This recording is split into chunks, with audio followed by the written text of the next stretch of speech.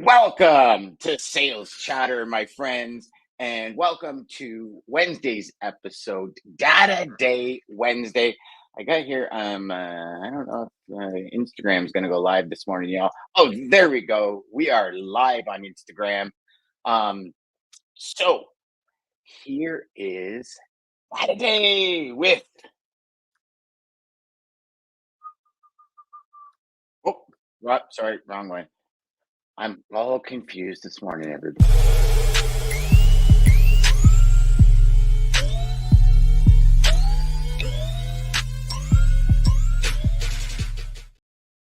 All right, let's bring everybody in. That was the best introduction ever. That conversation just totally messed me up before right the call, off the boys. rails. Right off the rails. I mean, this bad boy hit the ocean. You know what I'm saying? Like we went from inland rail right over to the ocean. That's,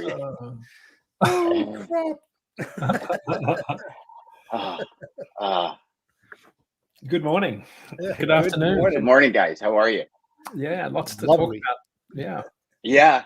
Lots to talk about. And oh boy, I'm still getting over that. So just for everybody watching and listening, there is a backstory to what just happened there.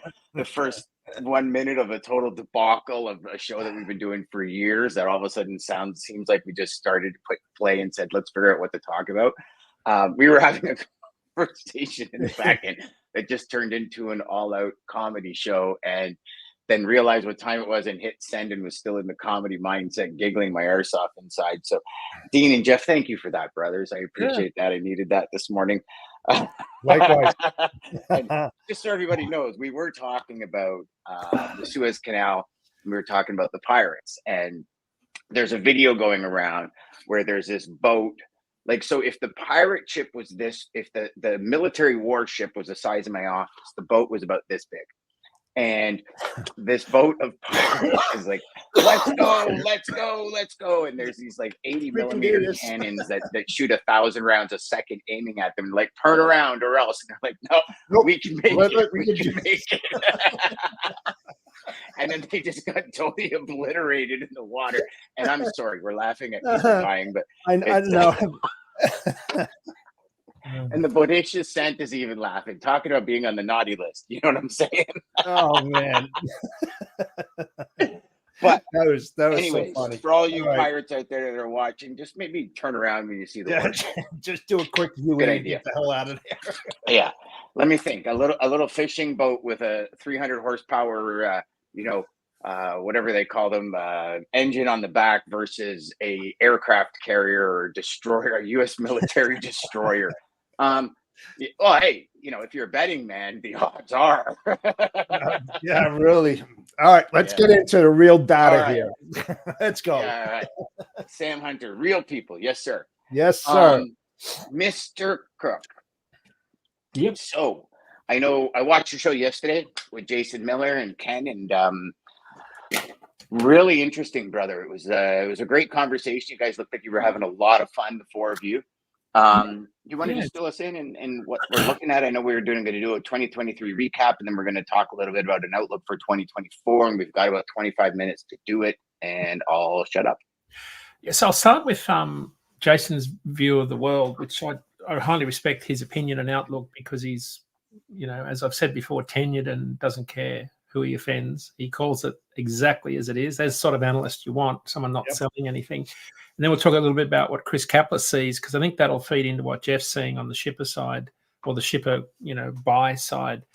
So Jason, we started off 6 months ago talking about second half of, the second quarter of next year being an optimistic recovery point. He doesn't really see that. I think the data would tend to line up with what he's saying. He doesn't. So he summed it up by saying slow first half, better second half was sort of his best case scenario. And does he have like an estimate as to what slow means? Like kind of same as we've just had, like a status quo kind of moving in, or slower than the status quo has been? No, I think flat. So flat from where we are now, right? So like no significant change, because a lot of the data points that he spoke to were, reporting volumes are down. And he mentioned construction, chemical and paper production flat year over year, but down 10% from early 2020. Wood products down 5%, machinery down 6%. And the big residential construction industry, of course, is down. It's in a stalled pattern at the moment. We're not making as much food. We've got less produce. And that's, of course, compared to last year, which is still coming off the pandemic influenced market that we saw, where things were much higher. So your year over year comparisons, you've got to be careful with those. But his overall freight index has demand pegged at slightly above 2019 levels, a little bit higher than 2019 levels, which is again where we think we see the market settling back down to. Auto sector, it's one of the industries that carried a lot of freight volume last year or this year. He thinks that'll decline next year as dealers start to sell off inventories. His summary was first half, very little activity. Second half, he used the word opaque. His summation, I tend to agree with him. It's hard. We made a comment on our signal report and our freight forecast for this year that it's increasingly hard to read the tea leaves. Normally, seasonality in trucking is a pretty good bet. It's hard at the moment because the Federal Reserve has to start cutting interest rates before we start to see any meaningful movement in the market. Normally, it takes 9 to 18 months for an effective drop in interest rates to take effect. But because the reaction to interest rates going up last year was so swift, he's confident that he thinks it'll be June. We'll start to see, it'll be June before we start to see the Fed proposing interest cuts, not March, as has been touted by some people in the media. So I think that can I address something just on the automotive, Dean, for 1 second? So having a conversation with a friend of mine that works at one of the big three. Yep. And my wife was having a conversation with her. She's been laid off for 4 months. The plant is closing for retooling because they're switching to electric vehicle. Right. There you go. And apparently she said there's multiple plants across Ontario and Canada doing that. And I said, like, how many truckloads a day? Like, how many deliveries a day? And she said, we were probably 10 to 12 a day of parts. So, you take that. And I mean, we're just talking that she's at one plant in Ontario. Do you know what I mean? And which has multiple plants. And then there's multiple plants across Canada and across the US. And it'd be interesting because obviously looking at that, that's 4 months, December, January, February, March. Right. So there's all of Q1. Whoever was doing freight to that location doesn't have that freight anymore. Exactly. Not only that freight, but you look at like the Magnas and all the other companies that support that plant. All the tier no ones longer have that. Twos. And that's a huge amount of business, right? 10 to 12 trucks a day coming in, delivering door handles, because they were a full assembly plant, right? So all the pieces are coming in from everywhere and they're assembling it and they're retooling. And then my brother-in-law is at a major robotic welder supplier. And he said the same thing. He says they're gearing up for a new round of tooling because the tooling for electric vehicles is it needs totally different welding facilities. And so he's like, we're busy because they're retooling. So it's like one market drops, the other one catapults. Do you know what I mean? Here's another thing, Dan, that you have to take into consideration is what do you call it? A depleting current inventory, because now they're changing the whole models. So they're going to have outbound freight because they have to alleviate all those parts that they were doing prior to the retooling, empty the shelves to bring in the inventory to stock up, to start up the lines. So you figure how is that going to impact? Now, also, when you think about the retooling, it's coming at a bad time of year because what happens in the first quarter of every single year? Get Dean? I mean, it goes down. It's not a high point in the industry. So now you've got this complicating everything else where carriers were relying on auto parts. It's not there now.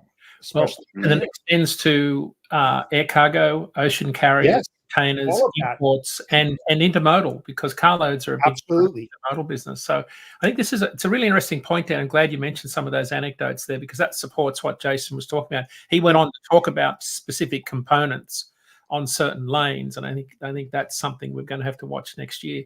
So not a great story. I mean, I guess the good news is that they do see some optimism that the market will return to normal.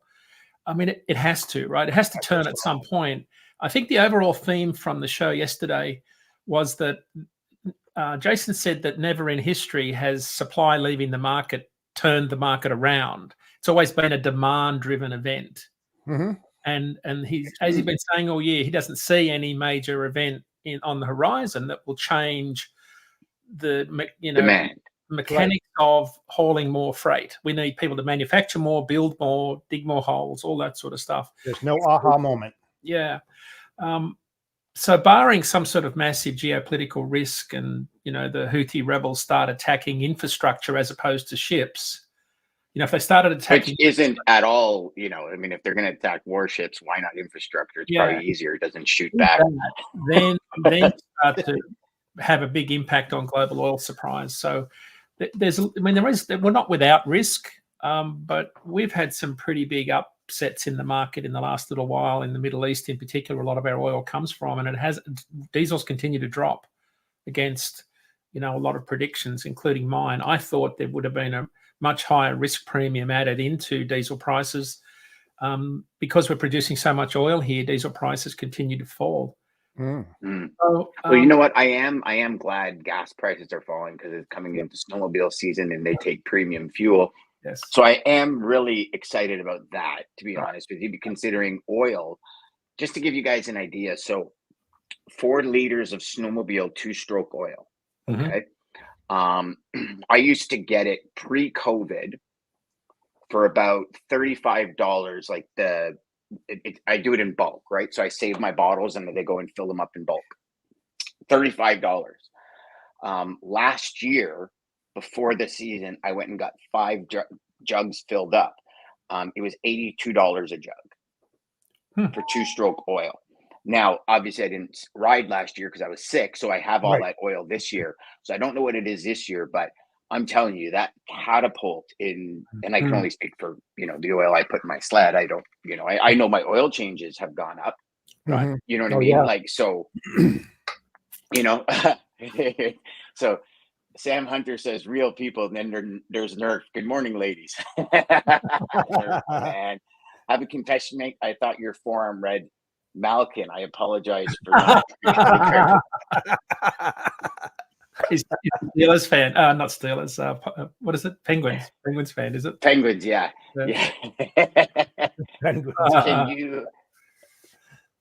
Can you stoke it 3 times? Does it make it cheaper? Nice. Nerf, love when you're on the show, buddy. So I'll just finish off the thought about yesterday's show. So Jason's summed up. It's on YouTube if you want to listen to some of the details. And Chris Kaplis was pretty consistent from a shipper's perspective. He thought they were in a holding pattern, have been for several months. He used the analogy of Groundhog Day. Not a lot of change from a shipper's perspective. They are waiting for the other shoe to drop. They expect something to happen. But he used a very interesting metric, and it's one that I don't know how you quantify, but he used the metric of unsolicited calls from brokers and carriers to shippers looking for freight. And they are on the last Shippers Roundtable, they asked the question and we get a response. We have a poll. But it's a show that we run where there's no media and we don't publish any of the results. We don't record it because they're all, our shippers sharing some of their internal operation metrics. But what Chris said is on our call from 2 weeks ago, that the call volume of inbound calls by brokers and carriers soliciting for freight was still high. So I can't give you the data behind what high means, but it certainly wasn't going the other direction, which was we're not getting any calls. So they took that to mean that people are still looking for freight to move. Absolutely. The market is still softening. He said that, again, truckload capacity leaving the market won't cause the market to turn, but they don't see demand picking up any time soon. He did say that shippers weren't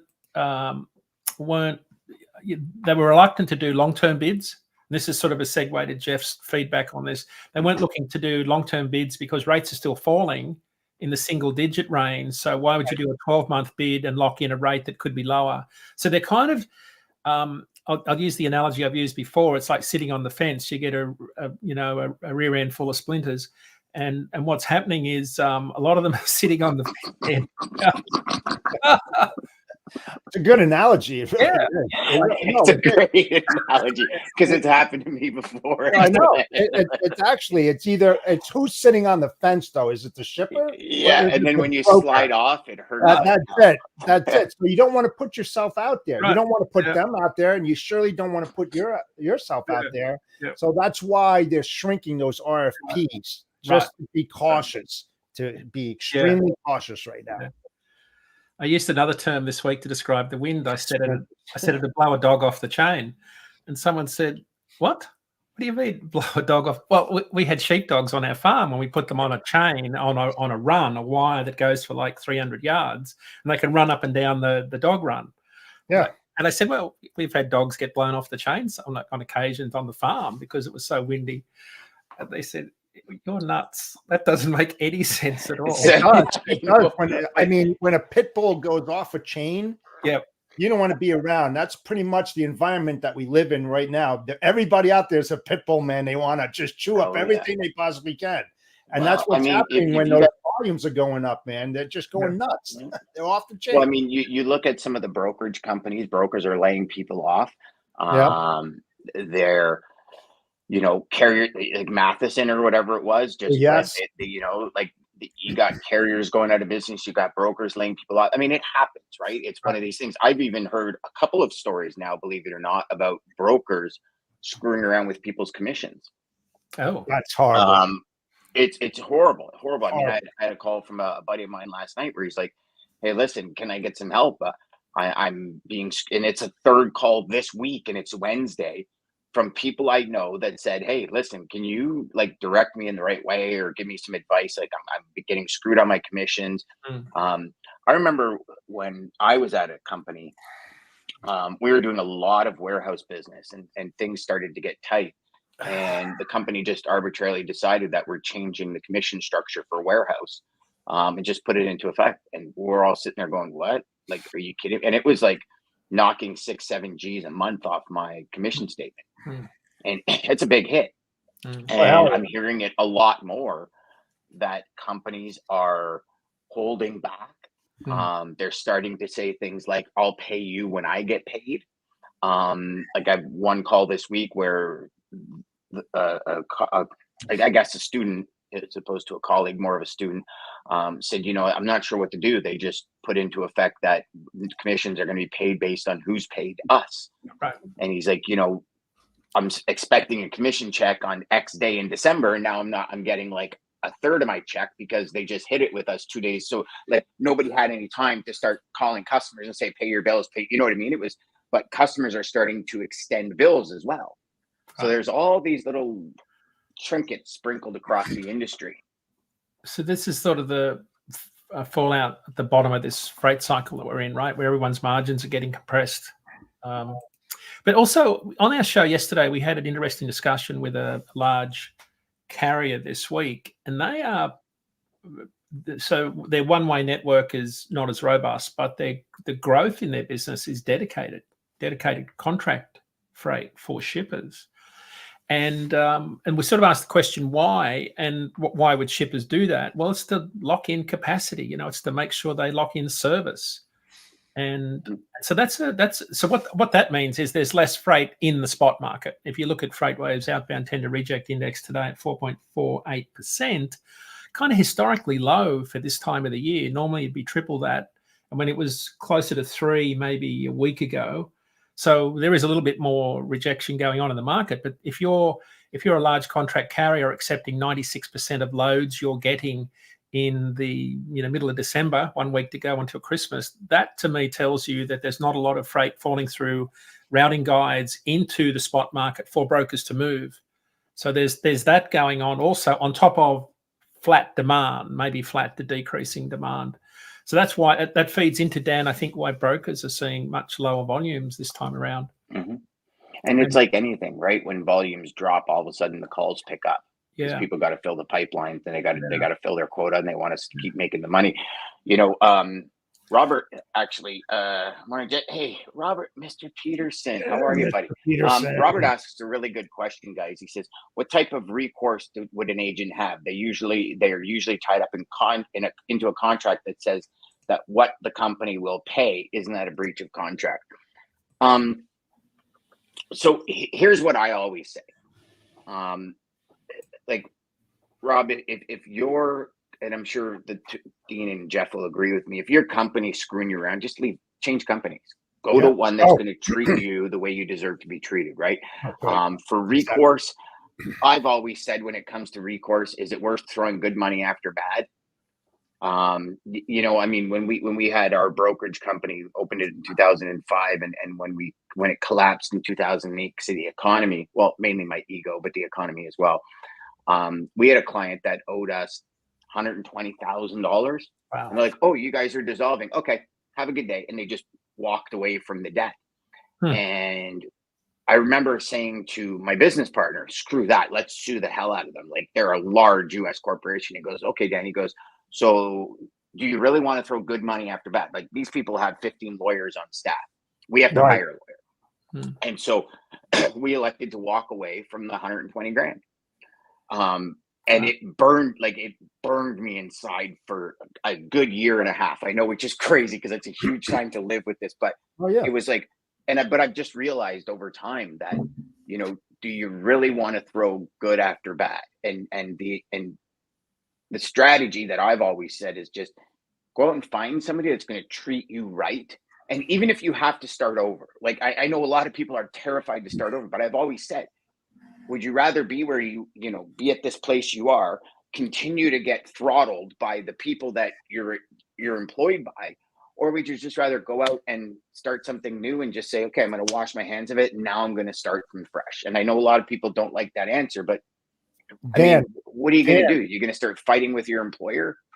No, but Dan, it's a godsend, and here's the reason why. It tells you the financial stability of the business that you're working for. If they have to go and do that, that means that they are cash flow poor right now. That's exactly what it's like, telling you, here's the door, take a fucking hike, get out of here, because we're going to be closing up, or we just can't sustain. We're not sustainable. I mean, that's a godsend to me. It'd be like, see you, man. Like you said, why would you pour money or whatever, or just to have a job to get less than what your value is? The hell with that. Never devalue value. You know what your value is. Go. Take off, man. You'll have a better chance out there. Or even better, start your own business. There you go. I know we're cutting short on time, Dean. Did we do you have anything else when it comes to data? Yeah, one data point I wanted to share. I'm doing writing a piece at the start of the year on wrapping up where carriers ended this year, but I couldn't explain 2023 without explaining the prior 5 years, because we ended up in 2023 because of what's happened over the last few years. It just wasn't an isolated market and a freight cycle. It was a freight cycle that started 3 years ago, but it really started in 2018, 2019, and I had, so I've done a 5-year chronology. Where carriers ended up this year, if you take the benchmark that I've been running for owner-operator long haul, they ended up breaking even at the end of the year. They were making about the equivalent of $3,000 a year gross profit, which wouldn't even pay for a set of drive tires. And they ended up losing about $3,000 a year, the equivalent of $3,000 a year in the second half of the year. So started out okay, ended up, not terribly bad, but not making enough profit to get by. And the net result was breaking even. So that contrasts to last year. Average gross profit would have been 42,000. The prior year it was closer to 100. 2019 it was like negative 2,000. 2018 it was like 38,000. So there's this roller coaster ride of profitability that we're seeing, but we're coming back to levels of profitability that we saw in 2019 for carriers. And I think with carriers continuing to exit, large contract carriers are still slow rolling their driver hiring and level of capacity to meet demand. So they'll continue to contract their capacity levels. Rates will continue to fall on the contract side. and spot market capacity. I think the marginal carriers that joined late in that 2021 cycle or continue to exit. So we're still in the down cycle in terms of losing capacity, both spot and contract, certainly in the first half. But I really think the first quarter is going to be really hard for a lot of carriers that are marginal right now.